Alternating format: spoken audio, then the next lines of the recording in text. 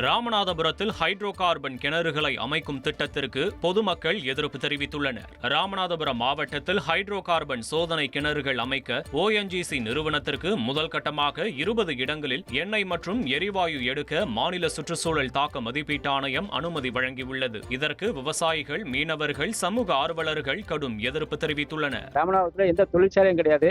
இருக்கக்கூடியவங்க வெளிநாட்டை நம்பிதான் இருக்கிறாங்க. அது வெளிநாட்டு பொழப்பு கிடையாது அப்படின்னு சொன்னா கொஞ்சம் நஞ்சம் ஏதோ இருக்கக்கூடிய வச்சுக்களை வச்சு சின்ன சின்ன விவசாயங்களை பண்ணிட்டு இருக்காங்க. நீங்க அதையும் அழிக்க நினைச்சா ராமநாதபுரம் மாவட்டம் மிகப்பெரிய மோசமான நிலைமைக்கு ஒரு தள்ளப்பட்டிருக்கிறத நாங்க பதிவு பண்ண வேண்டியது.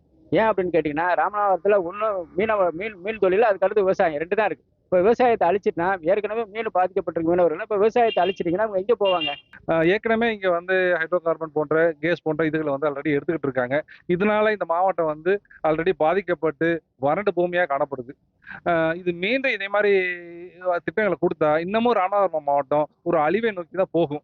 இன்னைக்கு வரைக்கும் தண்ணி இல்லை, குடிக்கிறதுக்கு சுகாதாரமான சூழல் இல்லை. இந்த சூழல்ல இன்னமும் இவங்க இந்த மாதிரி ஒரு திட்டத்தை கொண்டு வந்தாங்கன்னா மக்கள் வாழ்வதற்கே ஒரு கேள்விக்குறியா மாறிடும். அதே நேரத்தில் நோய் தொற்றும் அதிகமாக வரக்கூடிய வாய்ப்புகள் அதிகமாக இருக்குது.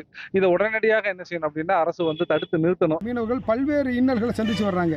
ஒரு பக்கம் கடலில் நாசகார திட்டங்கள் செயல்படுத்தி கடல் வளங்கள் முழுமையாக அழிஞ்சு போச்சு, மீன்வளம் இல்லாமல் கஷ்டப்படுறோம். ரெண்டாவது இலங்கை கடற்படையால் டெய்லி படகுகள் பிடிப்படுறது, மீனவர்கள் சிறைப்படுத்தப்படணும், இது போன்ற பிரச்சனைகள் நிறையா சந்திச்சுக்கிட்டு இருக்கோம்.